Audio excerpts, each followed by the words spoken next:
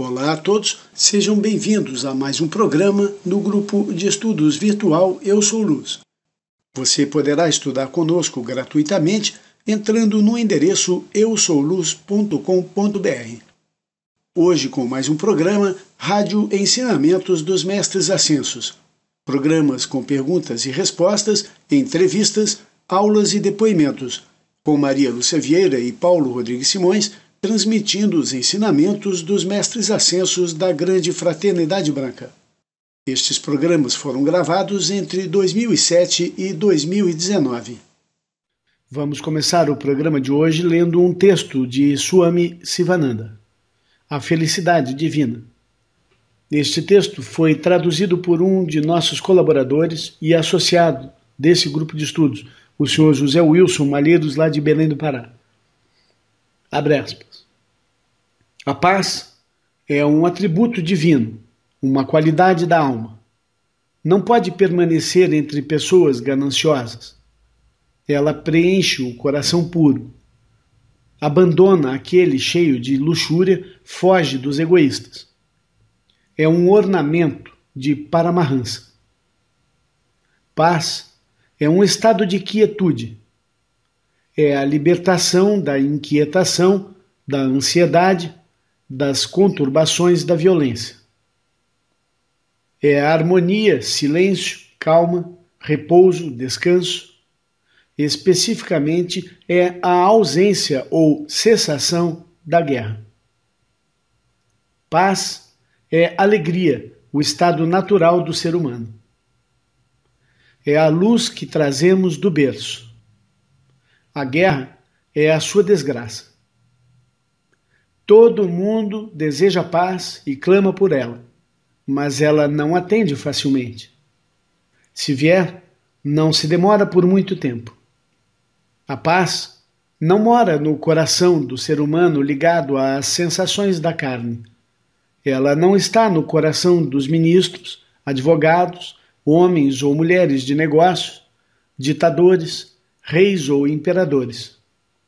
Ela mora nos corações dos yogis, dos sábios, dos santos, ou pessoas voltadas para a espiritualidade.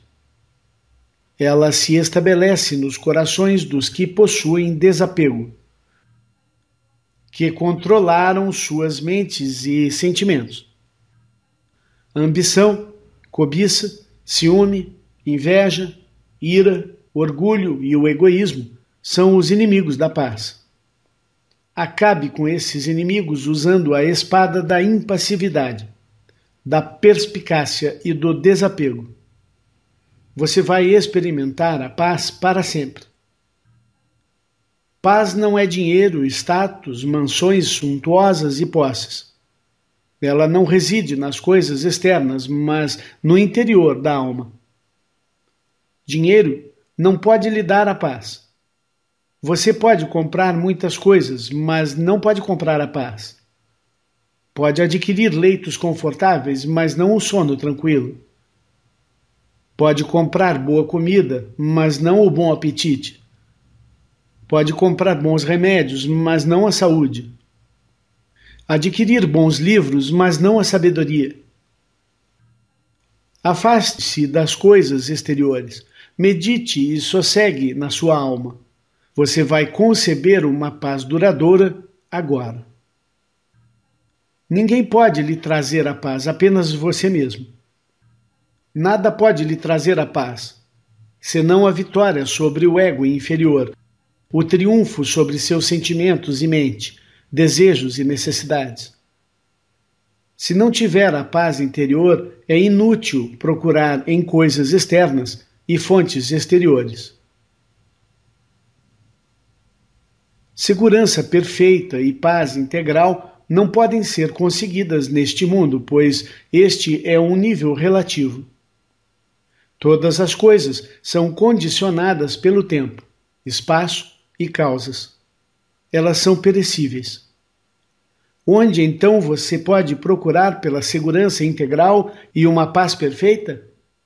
Você pode achar isso no ego imortal. Ele é uma personificação da paz. está além do tempo, espaço e causa. Realmente a paz profunda é independente de condições externas. Logo, sustentar a paz é a suprema tranquilidade da alma imortal em nosso interior. Se você puder repousar neste oceano de paz, todos os ruídos do mundo naturalmente não poderão mais lhe afetar. Se você entrar no silêncio da calma e maravilhosa paz, repousando a mente inquieta, restringindo os pensamentos e removendo todos os sentimentos exteriores, todos os barulhos e perturbações vão desaparecer. Veículos podem rodar pelas ruas, as pessoas podem gritar com suas vozes mais altas, o trem pode passar em frente à sua casa. Diversos moinhos podem estar funcionando em sua vizinhança. E, contudo, estes barulhos não vão lhe perturbar nem um pouquinho. Paz é a posse mais desejada na Terra. Ela é o maior tesouro de todo o universo. Ela é o fator mais importante e indispensável para o crescimento pleno e para o desenvolvimento. É na tranquilidade e quietude da noite que as sementes, pouco a pouco, vão germinando do solo. Os botões se abrem na profundidade das horas mais silenciosas. Então, numa sensação de paz e amor, as pessoas vão evoluindo, crescendo em suas diferentes culturas e desenvolvem uma civilização perfeita, em paz e serenidade.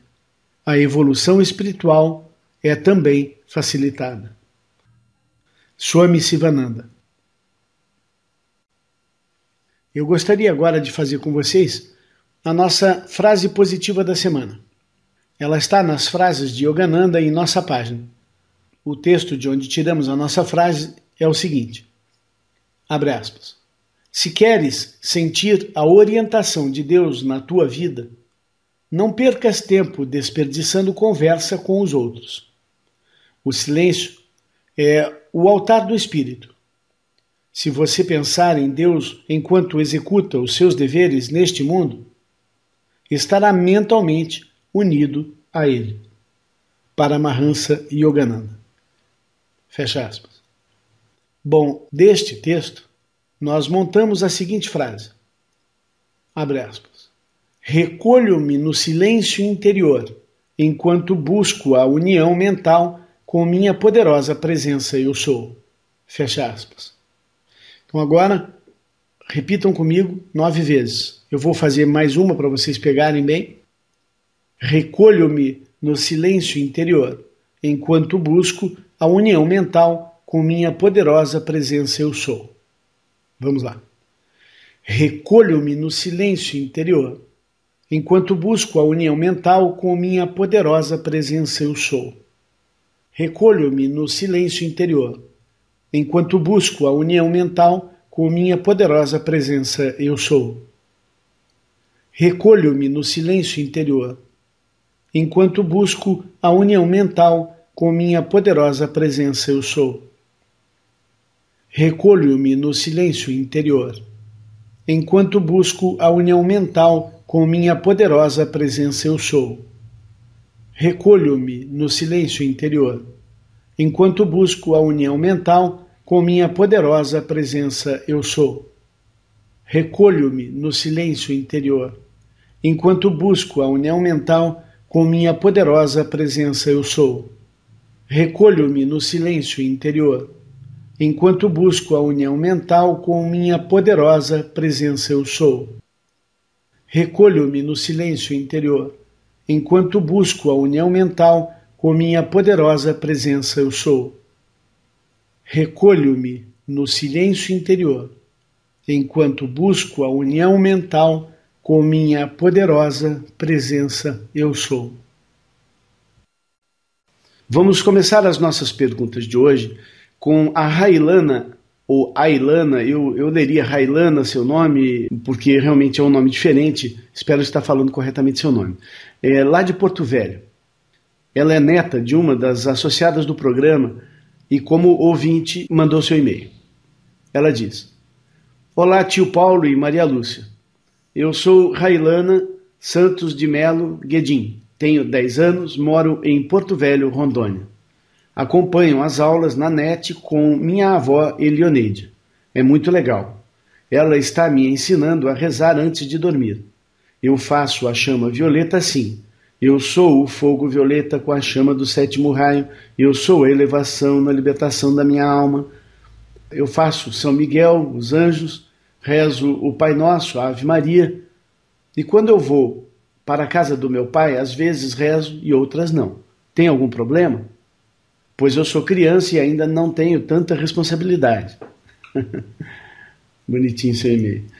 Tio, tenho um problema. Quando vou à casa da minha melhor amiga, ela é minha vizinha e tem muita energia que não é boa lá. Quando eu volto da casa dela, fico irritada e nervosa. O que tenho que fazer? Muitas vezes não me deixam ir lá. Eu nasci no dia 30 de 5 de 1998, dia da Santa Joana d'Arc. Ela é alguma mestre? Muito obrigado, beijos, Railana. Railana, querida, estamos muito felizes por ter uma menina da sua idade em nosso grupo virtual de estudos. Creio que você pode assimilar tudo o que transmitimos neste programa. Você é uma garotinha muito privilegiada por ter encontrado os ensinamentos dos mestres ascensos tão cedo. Certamente, sua alma tem merecimento para receber esta graça. Dê muito valor a isso e ore sim todos os dias.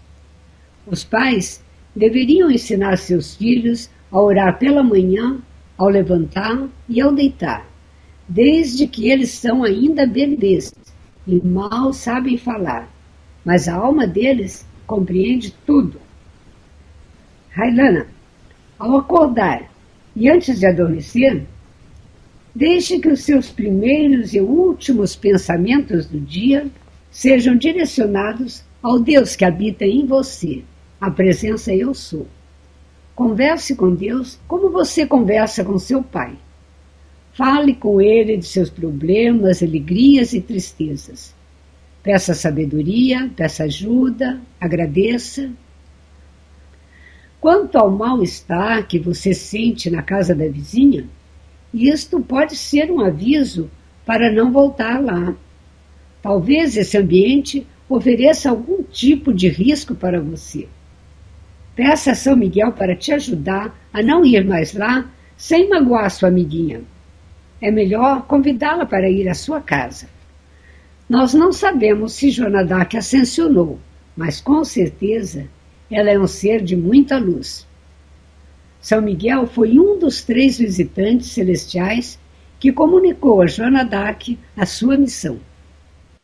Precisamos sempre ter muito cuidado com as energias negativas na casa dos outros, porque nós não sabemos o tamanho dessa força, e a casa de uma pessoa é uma mandala, e essa mandala é da pessoa, e neste ambiente as forças negativas têm mais força para atacar, se é que elas têm esse objetivo contra nós.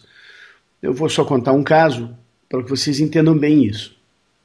Eu sou uma pessoa que oro sempre, tenho muita proteção, e há um tempo atrás aconteceu de eu ir na casa de um amigo, fui várias vezes na casa dele, e sempre eu sei que ele tem uma entidade, que inclusive tem a fotografia da entidade na sala da casa dele, e eu não sinto energia boa daquela entidade, é uma entidade astral, e um certo dia eu saindo da casa dele, eu tropecei na escada, né, e fui escada abaixo, me machuquei muito, muito mesmo. E para mim eu me senti como se eu tivesse apanhado com um porrete, de tamanha machucado que eu fiquei. Me bati cabeça no chão, nossa senhora, me machuquei demais. E eu questionei muito São Miguel e as forças de luz, por que não me protegeram? O que aconteceu? Porque eu sei que houve influência do eu inferior naquela casa. Eu sei que aquele ser astral, adorado lá pelo meu amigo, que é uma pessoa boa, não tem nada de mal, ele não comandou, com certeza não comandou essa força contra mim, Mas as forças astrais não são comandadas pelos seus supostos protegidos. Eles têm o seu próprio livre-arbítrio no plano astral. Bom, seja como for, os mestres me mostraram que eu estava na mandala da pessoa e que realmente, quando a gente entra numa mandala meio perigosa, é melhor a gente se proteger muito antes de entrar, com aquele objetivo específico. Ou seja, eu me protejo sempre, peço proteção para onde eu vou, mas eu deveria ter feito um reforço de pedido de proteção contra aquela entidade, naquela casa onde eu tenho que ir. E é lógico, eu só vou lá se eu tiver que ir, porque se você sabe que você tem um inimigo dentro de uma mandala, você só vai lá se realmente for importante isso, senão você não vai. E se você for, você faz um pedido de proteção especial.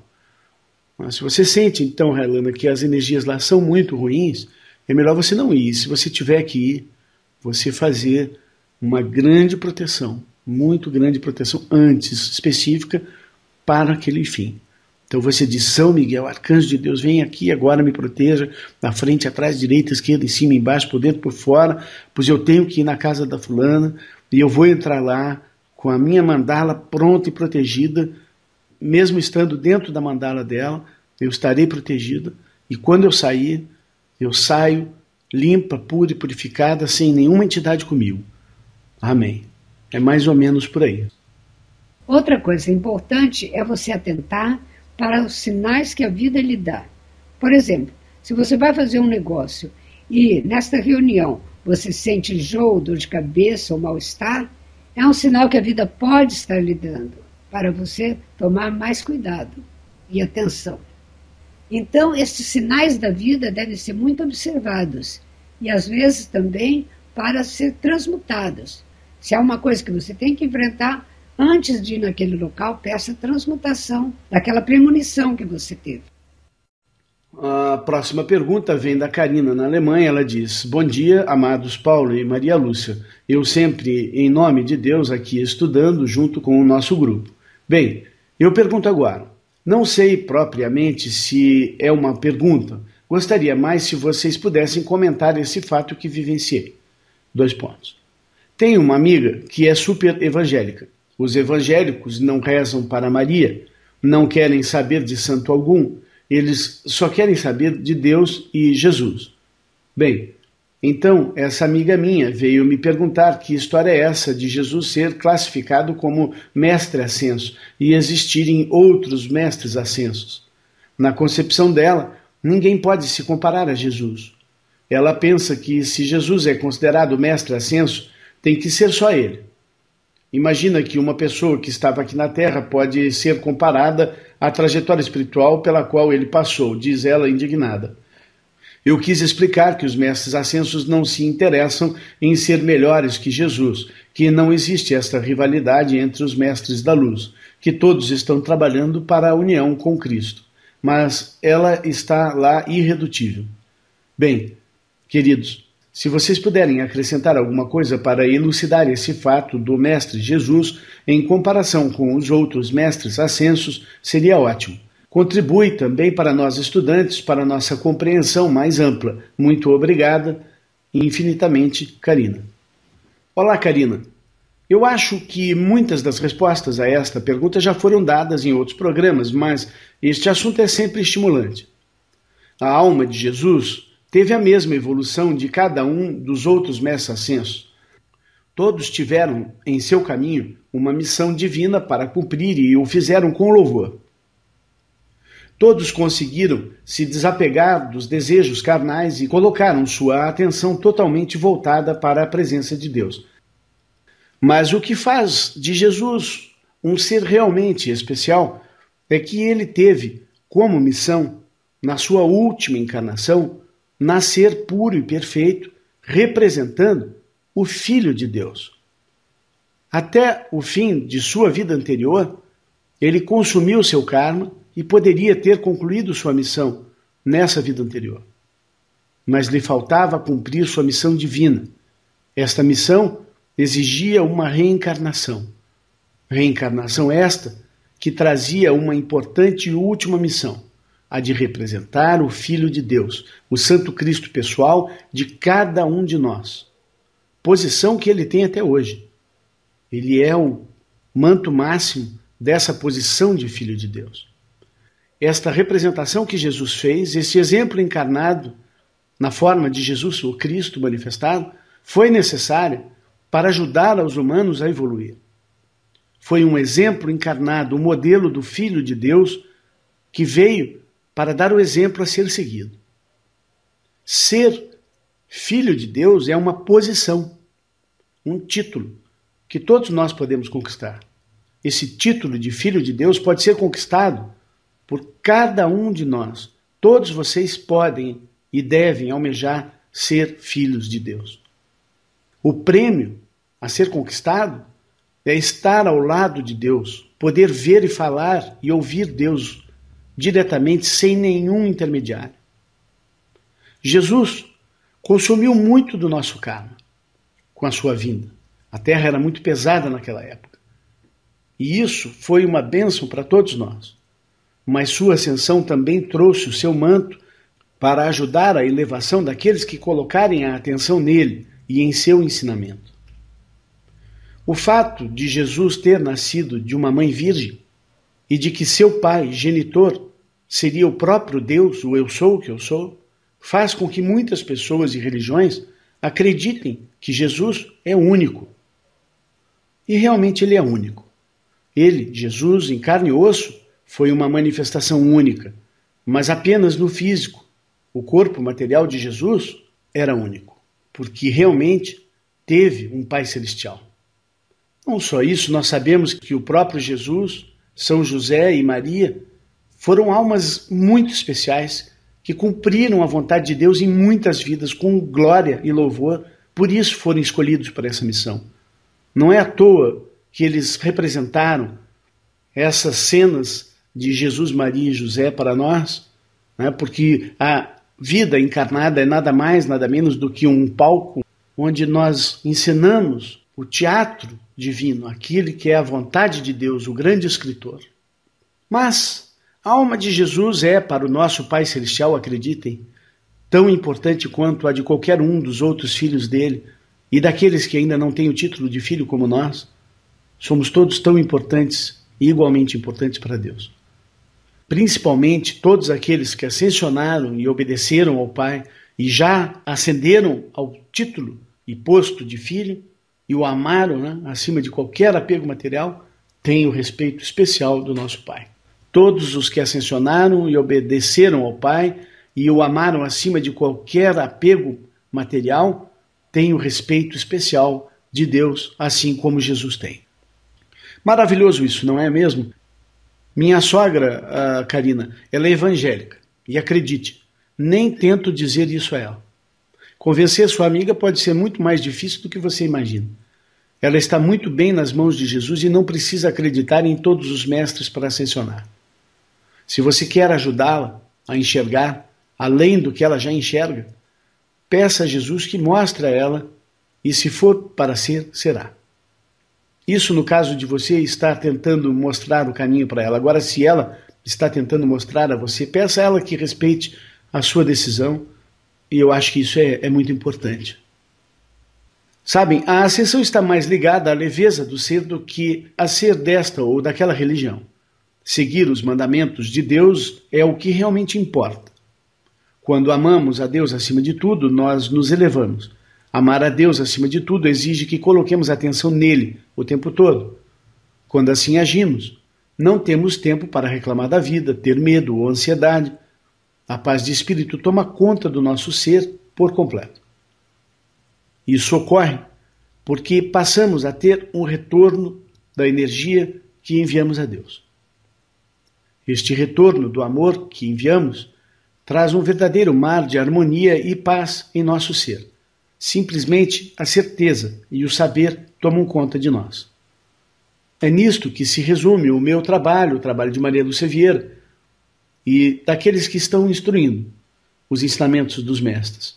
Mostrar a vocês a necessidade de interagir com este amado ser que nos acompanha, o eu sou o que eu sou, Deus individualizado para cada um de nós.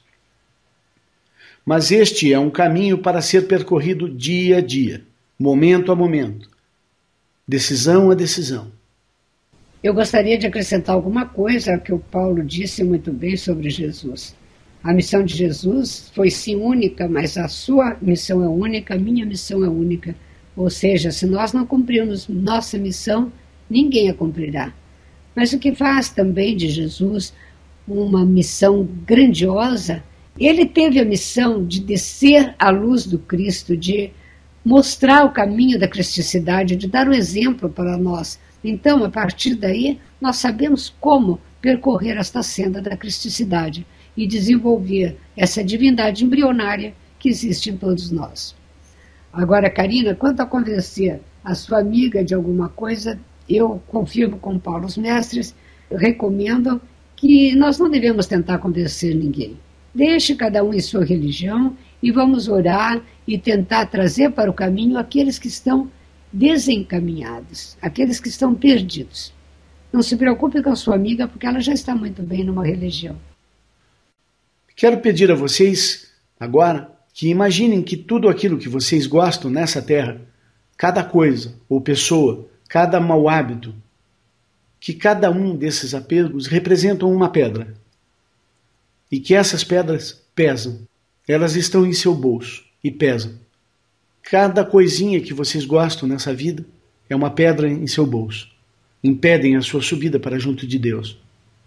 As pessoas são tão apegadas às coisas que, se as convidarmos para ir para o céu, elas vão perguntar: mas eu posso levar meu cãozinho? Sem a minha moto eu não fico. Quero levar minha namorada, pode? Lá pode fumar ou beber uma cervejinha? Parece absurdo, mas daqui nada podemos levar. E quando Deus vier nos buscar, não podemos estar querendo levar nada, porque isso pesa. E Deus respeita nosso livre-arbítrio e permite que voltemos para junto de nossos brinquedinhos, até que compreendamos que lá no céu é muito melhor. E mais, lá tem muitos amigos nossos também, gente que já subiu. E tem coisas muito mais elevadas e interessantes para se fazer. Brinquedos, digamos assim, muito mais elevados. Em cima é como embaixo, só que lá em cima é muito mais leve, prazeroso. Quando uma pessoa faz a passagem, ela não quer mais voltar. Mas Deus diz: amigo, você quer sim, pois tem muita coisa às quais você se apegou lá embaixo, lá na terra, e terá que voltar. Você diz: pai, mas eu estou gostando tanto daqui, aqui é tão perfeito. Mas Deus, o próprio Deus, segue as regras ditadas por Ele mesmo, pois sabe que você precisa renascer para resgatar suas energias de apego ao seu cãozinho, àquela fazenda, àquele amigo, àquele lago onde você costuma passear, o sexo, o açúcar, o chocolate, o café, e por aí vai. Inúmeros são os apegos que nós humanos temos que nos livrar. Hábitos são pedras e às vezes bem pesadas, eu sei. Maria Santíssima nos ensinou como nos livrarmos do hábito das coisas terrenas. Precisamos ir nos livrando pouco a pouco. Não se arranca um mau hábito, ele precisa ser substituído.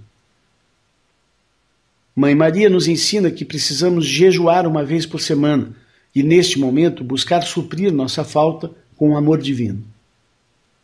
Orando e amando a Deus. Tudo o que fazemos por mais de 7 dias seguidos passa a ser hábito forte. Tudo o que repetimos nas 4 semanas do mês, também. O jejum não é só de comida, mas de qualquer hábito terreno de apego carnal. O apego carnal trabalha nos 4 corpos inferiores, não só no corpo físico material. A memória, o mental, o emocional e o físico. Na semana que vem nós vamos continuar esse assunto. Falaremos mais sobre os 4 apegos carnais que nos prendem à matéria.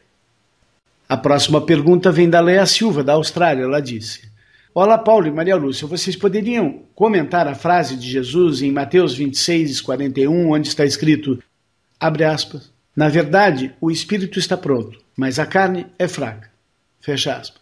Eu imagino que a pessoa tem um certo desenvolvimento espiritual e deve ter também sob controle as suas emoções. Não entendi bem essa frase. Poderia me explicar? Obrigado, Leia Silva. Leia, querida, para interpretar uma frase bíblica, precisamos ver em que contexto ela foi dita. Que acontecimentos provocaram esta fala? Então, vamos ler um pouco antes, de Mateus 26, 36 a 42. Abre aspas. Então, chegou Jesus com eles a um lugar chamado Getsêmani e disse a seus discípulos: assentai-vos aqui, enquanto vou além orar. E levando consigo Pedro e os 2 filhos de Zebedeu, começou a entristecer-se e a angustiar-se muito. Então lhes disse: a minha alma está cheia de tristeza até a morte. Ficai aqui e velai comigo. E indo um pouco mais para diante, prostrou-se sobre o seu rosto, orando e dizendo: meu Pai, se é possível, passe de mim este cálice. Todavia, não seja como eu quero, mas como tu queres. E voltando para os seus discípulos, achou-os adormecidos, e disse a Pedro: então, nenhuma hora pudeste velar comigo? Vigiai e orai, para que não entreis em tentação. Na verdade, o espírito está pronto, mas a carne é fraca. E indo segunda vez, orou, dizendo: Pai meu, se este cálice não pode passar de mim sem eu o beber, faça-se a tua vontade. Fecha aspas. Os discípulos de Jesus estavam prontos. Há 3 anos estudavam com o Mestre. Estavam espiritualmente muito bem preparados. Mas estejam certos que, por mais elevado espiritualmente que seja o estudante da luz, ele sempre pode falhar. E os discípulos de Jesus falharam em retribuir um pouquinho, num momento de grande angústia e tristeza do Mestre a quem amavam. Egocentricamente adormeceram, ao invés de orar e velar com ele. O egocentrismo impede a pessoa de perceber a necessidade daqueles a quem amam e que estão tão próximos. Por isso, ele disse: vigiai e orai, para que não entreis em tentação. A tentação dos pensamentos negativos e sentimentos egoístas. Seja você o observador e controlador dos seus próprios pensamentos e sentimentos, ao invés de ser arrastado por eles. O mestre pode transmitir o conhecimento e orientação espiritual, mas o discípulo tem a dádiva do livre-arbítrio e cabe a ele governar seu próprio destino. Mas a carne é fraca, o eu inferior, ou morador do umbral, é fraco. Os discípulos não vigiaram, não velaram com Jesus, nem ao menos 1 hora. Em um ditado à mensageira Elizabeth Clare Prophet, Jesus pede que vigiemos com ele nesta difícil hora de ciclo negro. Ele pede que façamos uma vigília semanal de 1 hora, dedicada a ele, no mesmo dia e hora da semana, à escolha de cada um. E aqui vai uma sugestão de orações. Você pode recitar uma sessão de mantras, muitos Pais Nossos, Ave Marias, Salmo 90, Salmo 23 ou qualquer outro salmo do seu agrado, meia hora de chama violeta e o que mais desejar de comandos de luz. Esta vigília semanal dedicada a Jesus é praticada por muitos estudantes da luz em muitos países do mundo. A próxima pergunta vem do Antônio de Portugal. Ele diz: saudações, amigos, na luz de Deus. Paulo e Maria Lúcia, e em Gênesis lemos que Deus criou Adão e somente depois criou Eva. Então eu pergunto, não fomos criados por Deus chamas gêmeas? Paz entre nós. Obrigado, Antônio de Portugal. Antônio, primeiro Deus criou o ser, depois o dividiu em 2. Na Pérola de Sabedoria, volume 28, número 28, o amado Jesus Cristo e Eumória, com São Patrício, bem interessante essa pérola, os três falam, está escrito, abre aspas, do útero espiritual vieram as almas de ômega, vindo da chama gêmea masculina no âmago do fogo branco do ser. Para fora da contraparte masculina nasceu a mulher, assim como na história de Adão e Eva. Por esta razão, o feminino é o lado passivo da natureza das chamas gêmeas. Por esta razão, a sua porção feminina deseja retornar para o interior do seu ser espiritual. Fecha aspas. Adão e Eva não são os pais de toda a civilização. Eles foram apenas os dois primeiros a cair, a serem expulsos da escola de Maitreya, na Lemúria. Os dois primeiros a desobedecer a lei de Deus. E mais, foi Eva quem caiu primeiro. Adão a seguiu. Eles ascenderam à tentação da falsa hierarquia, caíram nos testes do quarto raio, o raio da pureza e da harmonia divina. A falsa hierarquia, os anjos caídos, tentaram primeiro a mulher. Existe um texto de Elizabeth Klaproth na internet que traz perguntas e respostas de Elizabeth sobre as chamas gêmeas, e eu traduzi aqui para vocês uma das perguntas. Uma pessoa pergunta a Elizabeth, abre aspas, a senhora poderia me falar como poderia ser que todos possam ter um amor perfeito? De onde vem esta pessoa e qual é a sua relação conosco? Elizabeth responde, a chama gêmea, ou amor perfeito, nasce do ovoide de fogo branco original. Este é um ovoide de luz no qual você foi criado no Sol central. A maior concentração do puro espírito no universo. Deus pega o ovoide e faz dele duas esferas de luz, e cada esfera se parece com o corpo causal na parte superior do quadro do seu eu real. Então, imagine este quadro em dobro. A imagem da Divina Presença Eu Sou. Descendo dessas esferas na matéria, então aparecem as almas que são as contrapartes dos espíritos das esferas. Elas são chamadas chamas gêmeas porque saíram de um único ovoide original. A presença eletrônica de cada alma é a duplicata exata da outra. E quando elas descem na forma material, uma assume o positivo ou masculino e a outra assume o negativo ou feminino. Assim, aquele ovoide tem um padrão sem igual. É um padrão de identidade eletrônico. Só você e sua alma gêmea o possuem. Você tem isso no espírito. Você tem a imagem divina na qual foi feito. É a mesma imagem. Ninguém mais no cosmos inteiro pode reivindicar essa união com você, porque você só nasceu uma vez, espiritualmente falando. Assim, todos nós começamos há muito tempo, em eras douradas, com a pessoa perfeita, a chama gêmea. E começamos a construir nosso karma. Descemos para as mais baixas oitavas e ficamos separados de nossa chama gêmea. Nós perdemos aquela manifestação física da contraparte divina no céu. Então, começamos a criar compromissos com outras pessoas. E por isso que a cada encarnação casamos-nos com pessoas diferentes. Alguns podem ser almas companheiras, alguns relações kármicas.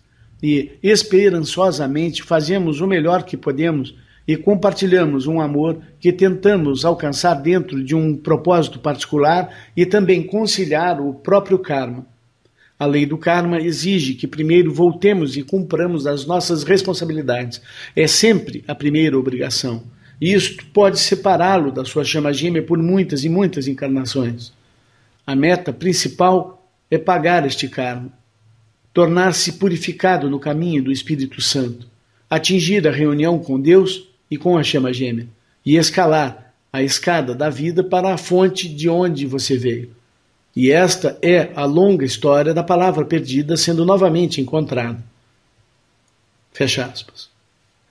Então você veja, Antônio, que na realidade Adão e Eva são a representação da encarnação e não a representação do nascimento da alma. São duas coisas diferentes. Assim como é em cima, é embaixo. Então, como nós vimos, a energia da esfera que criou as chamas gêmeas é masculina e depois se separa em duas, criando a feminina. Assim, na carne também foi feito, a primeira força criada é a masculina, Adão, e depois Eva. A próxima pergunta vem da Luciane Rey. Ela diz: olá, Paulo e Maria Lúcia, acabei de ouvir o programa de número 60 e um comentário do Paulo me deixou com dúvidas. Ele disse conhecer alguns chelas que tomam café. O café é prejudicial? Eu consigo entender a restrição da carne animal pela lógica em si, mas por que o café e o açúcar, como já foi comentado algumas vezes? Eu, por exemplo, tomo uma boa quantidade de café pela manhã antes de iniciar as minhas orações e depois não tomo mais. Não me sinto viciada, mas a falta deste, como já me foi provado algumas vezes, me causa grande crise de enxaqueca. Com relação à ingestão de açúcar e também do chocolate, esses também podem nos prejudicar? O excesso em si, a dependência ou suas propriedades? Obrigado por esclarecer mais estas dúvidas. Vitória sempre, Luciane Rey. Querida Luciane, o fato de você sentir muita dor de cabeça quando não toma café mostra que seu organismo está exigindo, está cobrando isso de você. Isso é dependência. O açúcar processa como álcool no sangue. Este produto, da mesma forma que a cafeína, é um falso energético. Ambos levantam o ânimo no momento em que são ingeridos, mas, na verdade, são ladrões de energia. O chocolate tem muita cafeína, assim como todos os refrigerantes e muitos produtos industrializados, e até mesmo a água mineral. Como estudante da luz, você já compreendeu que não devemos deixar nossa energia escoar, pois somos responsáveis por toda a energia que nos é dada, e teremos que responder por cada vírgula e pingo dos is ou jotas, ou seja, responder por absolutamente toda a graminha de energia que nós usamos. Para maiores esclarecimentos sobre o açúcar, leia o livro Sugar Blue. Apesar do nome ser em inglês, o livro é em português. E você verá quão pernicioso é este produto. Além do mais, estes produtos dão uma certa letargia no indivíduo, e o estudante da luz precisa estar alerta e desperto. Nós buscamos unidade e, para isso, é necessário centralizar a nossa atenção. A cafeína descentraliza. O Dr. Roberto César Leite diz, abre aspas, a cafeína tem efeito agressivo às células. Mais que 2 xícaras de café ao dia é considerado um grande abuso. A cafeína aumenta a quantidade de radicais livres no corpo. E os radicais livres são moléculas que causam efeito agressivo às paredes celulares, favorecendo o aparecimento de doenças degenerativas. Olha que coisa perigosa. E também de doenças neoplásicas. Por exemplo, o café causa uma importante eliminação de vitaminas e especialmente a vitamina do complexo B. E também promove um processo de desgaste de cálcio e de magnésio no organismo. As pessoas que abusam do café estão eliminando reservas minerais e vitamínicas do seu organismo. Isto causa irritabilidade, cansaço, fadiga, insônia, depressão e pressão alta. A cafeína fica circulando no organismo e excitando desnecessariamente o seu sistema nervoso. A tal ponto isto ocorre que o abuso da cafeína faz com que as pessoas tenham uma percepção distorcida da vida. Fecha aspas. E o que nós mais queremos, os estudantes da luz, é ter uma percepção clara da vida, ou seja, sem os véus de Maia. E esses alimentos contribuem para a conservação dos véus de Maia. Em outras palavras, dizendo o que o Dr. Roberto disse. Um bom substituto para o café é o café de cevada. Eu já estou bem habituada com ele, gosto bastante. O café de cevada instantâneo pode ser encontrado nas lojas de alimentos naturais. E o pacote de café de cevada que você coa da mesma forma que faz o café comum, você encontra na prateleira dos grandes supermercados brasileiros. Vale falar aqui que eu ouvi uma reportagem outro dia sobre a revolta dos norte-americanos porque estão descobrindo que o café descafeinado contém cafeína. E muita gente não pode tomar café por ordem médica e tudo mais. E nessa reportagem eles estavam testando o nível de cafeína nos cafés descafeinados. Se ele é descafeinado, não pode ter cafeína. Mas o nível era altíssimo. Só uma das marcas testadas era livre totalmente de cafeína. Então vejam que café descafeinado não é descafeinado.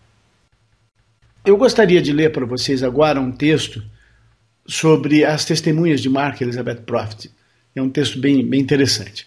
Ele diz, abre aspas, quando eu entrei em contato com Mark Profit pela primeira vez, eu era um hippie. Mark disse-me que antes de eu poder trabalhar em sua equipe pessoal, eu necessitaria ter um trabalho e receber um bom corte de cabelo. Segui suas instruções e um dia, depois do meu serviço dominical, ele me levou para um passeio em seu carro e me perguntou se eu gostaria de trabalhar em sua equipe, no restaurante Quatro Ventos. Daquele dia em diante, eu o via todos os dias e aprendi muito com ele. Mark era muito elegante e tinha um grande senso de humor. Ele me convidou a ir ao Havaí com sua família em 1972, porque eu conhecia bem as ilhas e poderia ajudar. Um dia, nós fomos ao topo do vulcão Haleakala, em Maui. A estrada nos levou a mais de 10 mil pés de altura. Quando estávamos voltando e descendo a estrada de volta à civilização, fomos envolvidos por uma nuvem enorme e absolutamente não podíamos ver a estrada. Mark dirigia a caminhonete que tínhamos alugado. Qualquer pessoa em sã consciência teria parado aquele carro, pois o perigo era iminente. Mark não se deteve e seguiu dirigindo, e colocando sua mão para fora da janela, começou a cantar para os mestres. O nevoeiro então começou a partir-se à nossa frente, e assim nós podíamos ver a estrada. Era como se um trator de neve invisível estivesse indo na nossa frente, abrindo caminho e separando a névoa. Tudo ao redor do nosso carro era nevoeiro denso, exceto a nossa frente. Isso lembrou-me o partir do Mar Vermelho. William Lynn. Você veja como um filho de Deus não pode ser parado quando uma pessoa que conhece as leis, que conhece o poder que tem em si, pode atuar, abre caminho e passa por qualquer adversidade, não é, Maria Lúcia? É maravilhoso, Paulo, maravilhoso. Esse exemplo dele pode ser seguido. Nós podemos pedir para que o fogo nas florestas seja parado pelos seres de luz. Nós podemos pedir que as chuvas, excesso de chuva que às vezes inunda nossas cidades, seja parado pelo poder da luz de Deus que nunca falha, porque nós não temos poder, mas Deus em nós tem todo o poder. O Cristo em nosso coração tem todo o poder. E esse exemplo de Mark, nós podemos levar este exemplo para a nossa floresta amazônica, proteger a nossa floresta amazônica, porque a mensageira Elizabeth Profit nos explicava muito bem que agora é hora de julgamento do fogo sagrado para os caídos. E eles sabem que chegou a hora deles. E eles querem nos arrastar, eles querem acabar com o nosso corpo físico, porque sem o corpo físico nós não temos como ascensionar, como completar nosso plano divino. E acabando, destruindo a floresta amazônica, é uma forma de destruir a vida no planeta. Nós precisamos proteger. Orem pela floresta amazônica diariamente, pelo rio Amazonas, pelos afluentes e confluentes do rio Amazonas, por toda a vida e riqueza que existe nessa bacia amazônica. Com as suas palavras, a qualquer hora, mais uma vez por dia, peçam e exijam que o Arcanjo Miguel, o Elohim Hércules e todas as forças celestiais que vocês queiram invocar atuem na floresta amazônica, porque nós podemos ver uma grande mudança. A Manuela de Santos nos escreveu: Paulo, na internet tem um mágico que levita. Paulo, ele levita mesmo, sai do chão, andando pela rua, ele para as pessoas e diz: quer ver uma mágica? e ele daí sai do chão. O nome dele é Criss Angel. Isso é possível? Ou é pura ilusão de um mágico? Manuela, a levitação é uma palavra que vem do latim levis, que significa leve no peso. A levitação é o ato de elevar-se no ar por vontade consciente ou inconsciente em oposição à gravitação.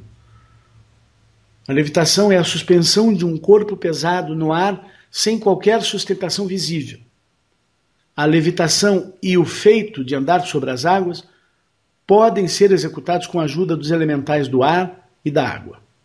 Porém, com mais frequência, se emprega para isso os métodos diferentes indicados por Patanjali, num de seus aforismos de yoga, : pelo domínio sobre o ar vital, chamado Udana, o yogi adquire o poder de levitação e de andar sobre a água sem tocá-la.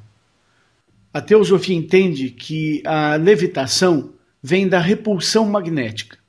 A levitação é devido a uma mudança na polaridade de um corpo que torna-se idêntico com a polaridade da Terra em que o corpo habita, que então repele o corpo ou cessa de atraí-lo.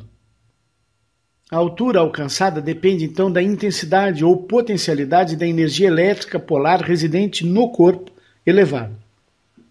É possível, e certamente fácil para um adepto, mudar a polaridade de seu corpo com a vontade. Na antiga Grécia, a levitação era chamada de aitrobates, significando a arte de andar no éter ou no ar. Mas não posso falar, Manuela, sobre esse mágico de rua, se ele utiliza a ilusão ou técnicas mais apuradas e reais. Muito legal isso. O Alexandre de Imbituba nos escreveu dizendo: boa noite, gostaria de tirar uma dúvida a respeito das pessoas mudas. Elas não têm como invocar a chama violeta. Como fica a situação dessas pessoas? Vitória para sempre. Alexandre. Meu caro Alexandre, esta pergunta, esta resposta já foi comentada aqui neste programa anteriormente. Mas vamos acrescentar que a palavra é uma ação do primeiro raio, tanto a escrita como a falada. E aqueles que não podem falar poderão então escrever aos mestres ascensos. Além disso, podem meditar e intensificar a devoção por meio da visualização e da emoção. A oração mental também tem seu valor.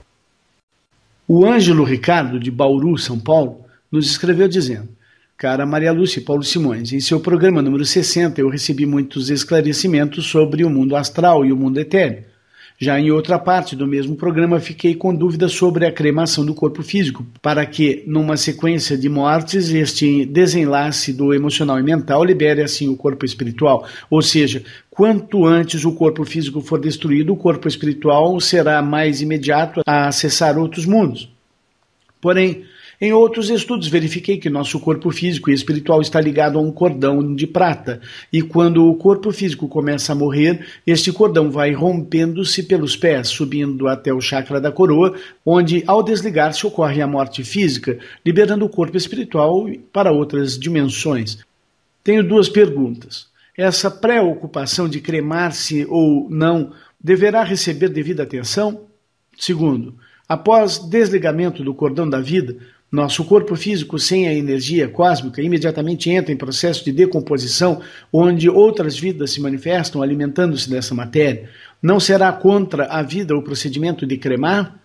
Recebam esses questionamentos com todo o meu respeito que tenho por vocês e obrigado pela oportunidade que me dão de manifestar-me. Abraço fraternal, Ângelo Ricardo Nunes Ângelo. Olá, Ângelo. Você enviou-nos este e-mail antes de darmos a segunda resposta sobre a cremação. Acredito que sobre a cremação você já deve estar um pouco mais esclarecido. Mas você trouxe um bom ponto. Esse cordão de cristal, foi muito boa a sua pergunta e eu quero esclarecer para você. Primeiro, nós não nos referimos a ele como cordão de prata, mas sim como cordão de cristal. O cordão de cristal nada tem a ver com a morte em si. Este cordão pode ser retirado mesmo antes da vida deixar o corpo. Este é o contato que temos com Deus. Esse cordão nos dá energia e acende os 7 chakras e os 5 secretos. além de um total de 144 pontos de luz no corpo todo. Quando o cordão é retirado, a alma ainda fica presa aos 4 corpos inferiores. Sua capacidade de elevar-se está relacionada à quantidade de luz que conseguiu armazenar em seu cálice, o próprio corpo. Em Mateus capítulo 28, versículo 46 a 54, podemos ler o que Jesus disse na cruz quando seu cordão de cristal foi retirado. Abre aspas. E perto da hora 9, exclamou Jesus em voz alta, dizendo: Eli, Eli, lama sabachthani, isto é, Deus meu, por que me desamparaste? Fecha aspas. Jesus sentiu o baque do desligamento. Isso foi demais para ele. Continuando a leitura da Bíblia. E alguns dos que ali estavam, ouvindo isso, diziam: Este chama por Elias. E logo um deles, correndo, tomou uma esponja e embebeu-a em vinagre e, pondo-a numa cana, dava-lhe de beber. Os outros, porém, diziam: Deixa, vejamos se Elias vem livrá-lo. E Jesus, clamando outra vez com grande voz, rendeu o espírito. E eis que o véu do templo se rasgou em 2, de alto a baixo. E tremeu a terra, e fenderam-se as pedras, e abriram-se os sepulcros. E muitos corpos de santos que dormiam foram ressuscitados. E saindo dos sepulcros, depois da ressurreição dele, entraram na cidade santa e apareceram a muitos. E o centurião e os que com ele guardavam a Jesus, vendo o terremoto e as coisas que haviam sucedido, tiveram grande temor e disseram: verdadeiramente este era o Filho de Deus. Fecha aspas. Amigos, existem muitos que andam encarnados sem o cordão de cristal. O cordão é retirado, mas a energia que os mantém vem de baixo e tem o único objetivo de mantê-los vivos para sugar a energia do próximo. Assim como existem também os seres sem alma, os mortos-vivos, como são chamados. Então é claro que um filho da luz, quando se tira o cordão de cristal, se tira a possibilidade dele manter aquele corpo, porque ele não obedece, não serve à falsa hierarquia. Nesse momento, se a alma tem a luz suficiente para elevar-se, ela se eleva. Senão, ela fica presa àqueles desejos do corpo emocional dela mesma. E é aí que entra aquela história toda da alma presa ao corpo emocional, que leva aquele período todo para ela se libertar, para depois sair. Então, uma coisa é o corpo mantido vivo por aquele cordão de luz. A outra é a alma que está dentro daquele corpo, que passará por aquele período do purgatório que a Igreja Católica tão corretamente afirma.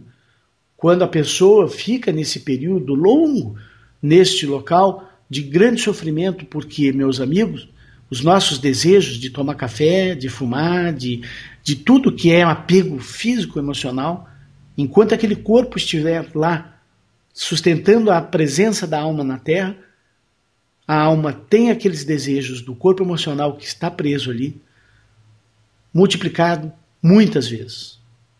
Ou seja, se você tem desejo de tomar café hoje, você vai ter muitas e muitas vezes mais, enquanto o seu corpo físico estiver mantendo o seu corpo emocional e, por consequência, ali a sua alma presa ainda a todo esse sofrimento. Eu gostaria de comentar essa parte bíblica que o Paulo falou, sobre o momento que Jesus disse: meu pai, por que me abandonaste? Esta grande iniciação chamada a Noite Negra da Alma. São 2 iniciações da alma muito grandes. A primeira, chamada Noite Escura da Alma, é quando nós tomamos percepção dos nossos defeitos, das nossas falhas, das nossas imperfeições. E isso é uma noite muito negra, a gente sofre muito e começa esta busca espiritual do autoconhecimento. E a outra é este momento, quando Deus corta o cordão de cristal. Mas Jesus já estava pronto, estava preparado, ele já tinha luz suficiente para viver com a sua própria luz.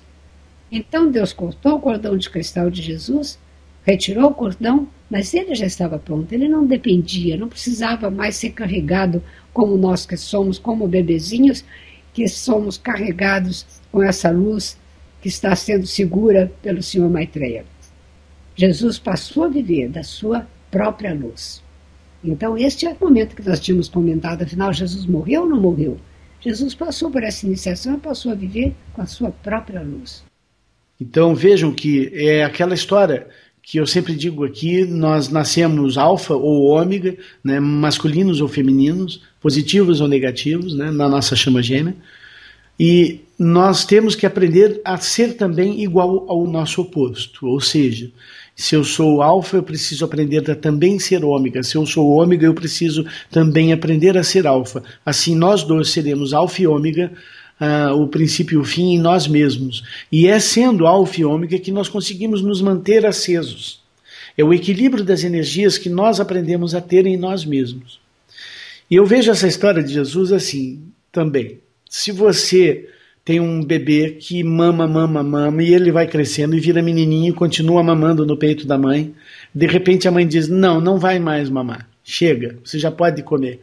Aquilo é um baque inicial. Assim mesmo Jesus, tendo todo aquele controle em si, né, de não precisar mais daquela luz de Deus, porque ele já era capaz de acender a própria luz e ser uma luz em si, sem o apoio de nenhum Cristo no coração, ele sentiu aquilo, né, tirou o fôlego, me tirou o ar.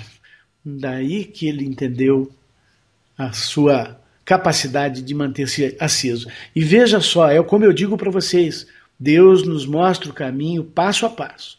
Ele não sabia que ia ser tirado o cordão de cristal ali, ou se sabia, não sabia a intensidade do baque que ele receberia com aquilo, a ponto dele dizer isso, né?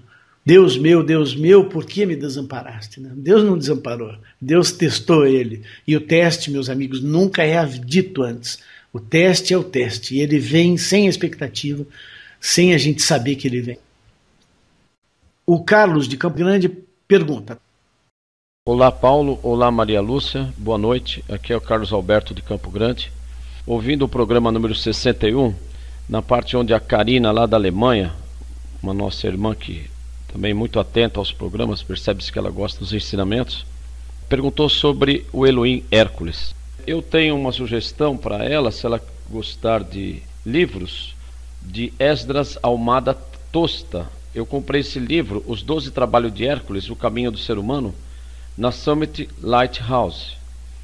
E estou lendo o livro por coincidência, e ele é um livro muito interessante, que fala da história mística de Hércules, quando ele nasceu na Terra, filho de Zeus, com um ser humano. Então por isso que ele não era um deus total, ele é um semideus na história do livro. E depois conta os 12 caminhos que ele teve que trilhar, que são os 12 trabalhos, para a busca da perfeição. Isso é um livro de grande ensinamento, de autoajuda, e é muito bom o livro, eu recomendo, e você vai entender realmente o que representa Hércules. Um abraço a todos, fiquem na luz de Deus, vitória sempre. Olá, Carlos. Eu conheci o Esdras em Salvador, e ele é um buscador sincero. Se o livro foi aprovado pela Summit, certamente a Urbano leu, isso só pode ser bom. Mas a mitologia não pode ser interpretada literalmente. Vejamos o Aurélio, abre aspas. Mitologia é o conjunto de mitos próprios de um povo, de uma civilização, de uma religião. Mito é uma narrativa na qual aparecem seres e acontecimentos imaginários que simbolizam forças da natureza, aspectos da vida humana, etc. Mitos são representações de fatos ou personagens reais, exagerados pela imaginação popular, pela tradição, etc. Fecha aspas. Veja, vamos lembrar do mito Ganesha. A lenda de Ganesha conta que o Sr. Shiva cortou a cabeça de Ganesha. Jamais um deus faria uma coisa dessa. Tudo tem sua simbologia. O Ganesha é representado com uma trompa de elefante. Também sabemos que não existe nenhum deus com trompa de elefante, mas a trompa de elefante simboliza a união entre o microcosmo e o macrocosmo. Então tudo tem sua explicação, tem sua simbologia, sua interpretação. Agora, se o Elohim Hércules veio para a Terra, como Melquisedeque, que não tinha pai, nem mãe, nem descendente, ou se ele encarnou de pai e mãe, como Jesus Cristo, nós não sabemos. Hércules não é um semideus e não é o Deus Todo-Poderoso, o grande um. Hércules é um Elohim e Elohim é um Deus. A palavra El significa Deus, Eloá, deusa, Elohim, deuses. Eles são os criadores de forma do universo. O que nos importa saber nisso tudo é que Hércules é o Elohim que está mais próximo de nós por representar o primeiro raio. Nós podemos invocá-lo neste momento de tanta necessidade de proteção aqui na Terra. Ele é um grande amigo e é um grande protetor, com muito poder. Ele tem também o poder de arrancar máscaras. Nós podemos pedir a ele que arranque máscaras dos falsos líderes. O José Carlos perguntou, ele diz: eu sinto sempre a presença do meu Santo Cristo pessoal. Gostaria de saber, tem como vê-lo? Conversar diretamente com ele? Como vou saber se é realmente ele e não fruto da minha imaginação ou do meu ego? Há 5 meses eu tenho meditado e busco o meu Cristo pessoal. Olá, José Carlos. Sim, você pode conversar diretamente com o seu Santo Cristo pessoal. Ele está na câmara secreta do seu coração e fala por meio da intuição. Esta é a chamada voz da consciência. Ela vem de dentro e não de fora. O nosso Cristo pessoal está na faixa vibratória dos mestres ascensos. Sabemos que quando o discípulo está pronto, o mestre aparece. Devemos trabalhar no autoaperfeiçoamento para elevar a nossa alma do chakra da alma para o chakra do coração. Não é o Cristo que deve descer, mas você que deve autoelevar-se para vê-lo. Do livro Universidade do Espírito, capítulo 3, cujo título é Santo Cristo Pessoal, nós retiramos uma mensagem para vocês, dada pelo mestre Kuthumi. Abre aspas. No seu amor a Deus e devoção à sua vontade, você também pode receber as bênçãos do Pai, personificado na sua amada presença Eu Sou, para realizar o trabalho e a palavra do Cristo nesta vida. Fecha aspas. Reparem a semelhança da palavra trabalho e palavra em inglês, que é word e work. Só muda a última letra. Mestre Kuthumi está dizendo que assim como o Cristo em Jesus realizou um trabalho aqui na Terra, você também, alinhado com a vontade divina, pode ser abençoado para que o seu Cristo pessoal manifeste a luz e poder divino na Terra.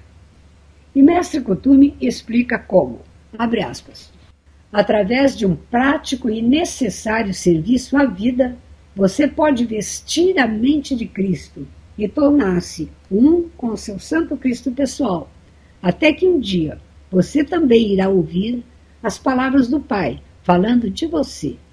Este é o meu filho muito amado, em quem eu me comprazo. Fecha aspas. É muito interessante isso que você começou falando aí, Maria Lúcia, a respeito de que o Cristo fala na nossa intuição. Mas eu quero dizer a vocês, amigos, essa intuição se torna uma palavra física. Você, por exemplo, às vezes, me acontece muito isso, acho que com muitos de vocês também. A gente sente a intuição de abrir um livro e, quando você abre, lê aquela mensagem, aquela é exatamente aquilo que você precisava ouvir e ler, e é o Cristo falando com você. Uma frase inteira, completa, cheia. E ela vem através da intuição de abrir o livro. Ou então uma pessoa chega e fala uma coisa para você, e fala, nossa, ele me falou uma coisa importante. Aí passa 1 hora, 2, 3, vem alguém que fala a mesma coisa com você e fala, nossa, então é esse o caminho. Você veja, o Cristo vem trazendo a palavra através de outra pessoa. A pessoa sente a intuição, né, de falar para você alguma coisa e ela fala. Então 2, 3, 4 pessoas te falando, você sente, não, aquilo vem mesmo como uma mensagem, né? E assim a gente tem que estar preparado para a resposta do Cristo vir através dos nossos irmãos. Esse é um trabalho do Espírito Santo unindo todos nós. Eu quero lembrar vocês que o Espírito Santo e o Cristo trabalham na mesma linha, a linha das 3 e das 9 horas, é a linha intermediária, a linha que nos une a todos. Então, esperem a resposta externa também, porque a intuição, ela trabalha externamente, também, não só internamente. Esta semana nós frequentaremos o retiro do Mestre Serapis Bey. É necessário repetir o pedido todas as noites. Pode ser com as suas próprias palavras. Vamos aproveitar esta semana dedicada ao Senhor do Quarto Raio para fazer o seguinte ritual. Escreva uma carta ao Mestre Serapis Bey, pedindo para levar as almas dos seus entes queridos falecidos para o retiro de Serapis Bey e Luxor, no Egito. Cite o nome completo e cidade onde cada um dos seus amigos ou familiares faleceu. Assine seu nome completo na carta, coloque-a em um envelope no qual você direciona para Mestre Ascenso Serapis Bey. Bey escreve-se B-E-Y. Coloque o envelope em um altar e, em uma sexta-feira, reserve 1 hora para fazer um ritual dedicado ao Mestre Serapis Bey.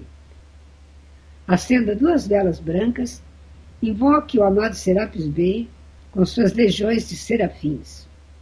Peça com palavras de seu coração pela libertação das almas citadas na carta, das almas falecidas. Repita todos os nomes. Depois faça 1 hora de comandos de luz, começando com Astréia e Miguel, depois chama Violeta e chama da harmonia. E depois o que mais desejar. Pode entoar mantras búdicos também. Após o preâmbulo de cada comando, repita o pedido a Astréia, São Miguel, Saint Germain, para que essas almas sejam libertadas e elevadas ao templo de Serapis Bey. Ao terminar, queime a carta. Vamos agora fazer o pedido semanal. Em nome da poderosa presença Eu Sou, e pela autoridade do meu Santo Cristo pessoal, invoco o amado Mestre Ascenso Serapis Bey, Choan do Quarto Raio, e peço: envie um anjo esta noite, quando meu corpo adormecer, para levar minha alma ao templo de Luxor. Amado Mestre, purifica meu corpo mental e emocional. Purifica minha consciência e minha alma. Disciplina-me para que eu possa progredir espiritualmente e passar os testes que me são dados pela fraternidade. Em nome do Pai, da Mãe, do Filho e do Espírito Santo. Amém. Venha estudar conosco no grupo de estudos virtual Eu Sou Luz, pelo endereço eusouluz.com.br. Participe com sua doação para que possamos levar os ensinamentos para mais e mais pessoas, pelo Pix contato@eusouluz.com.br. Agradecemos a participação de todos e pedimos para que inscrevam-se no canal e cliquem no sininho para que vocês possam então receber o alerta para cada vídeo que liberarmos por aqui. Até um próximo vídeo.